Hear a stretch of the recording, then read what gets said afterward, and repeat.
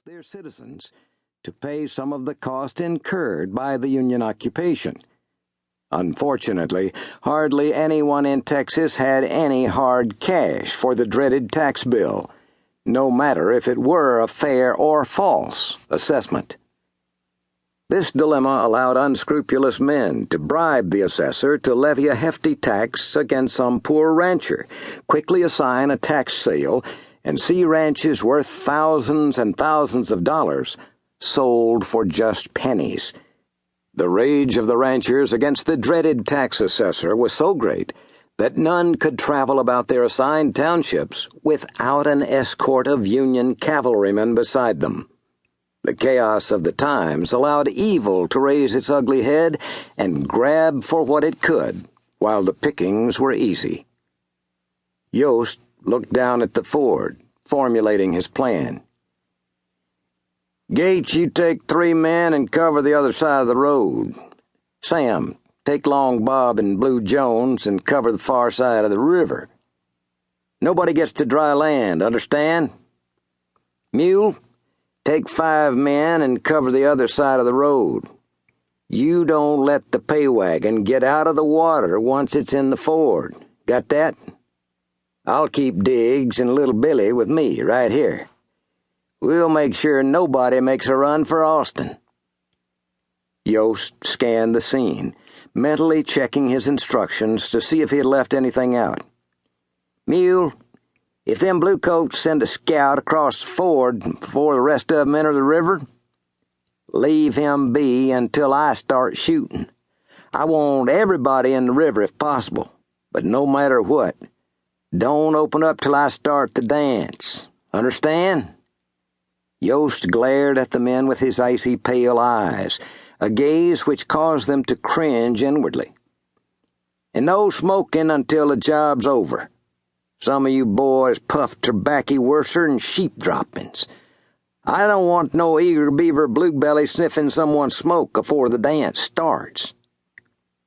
The men clustered around Yost, grunted their understanding of his orders. Some grumbled under their breath about the no-smoking ban, but none had the sand to stand up to Yost.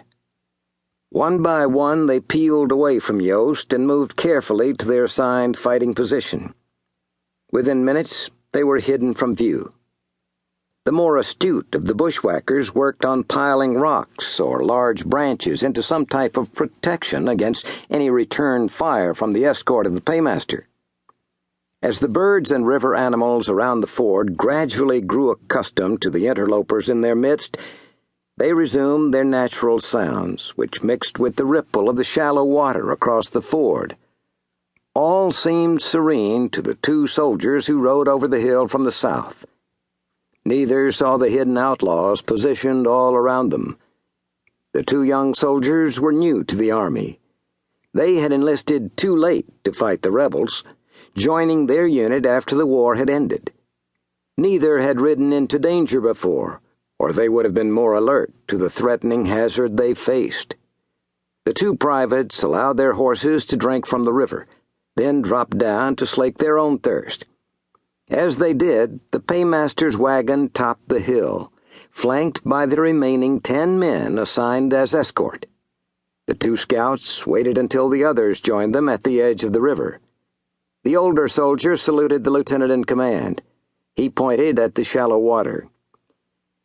"Here's the ford, Lieutenant Jenkins, just like the map shows. Want to stop and rest for a spell?" The young officer shook his head. "Nope, we've still got more than 30 miles to reach Fort Graham, and it's already past noon." He turned in his saddle and called out to the riders behind him. "Men, water your horses, fill your canteens. Be quick about it. We're not stopping long." The soldiers dismounted, led their horses to the river's edge.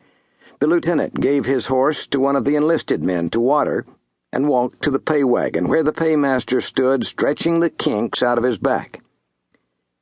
"Major Zimmerman, we're watering the horses before we cross the river. You want to stretch your legs?" The finance officer shook his head, scanning the area from the height of his wagon seat. "No thanks, Lieutenant. Let's keep up the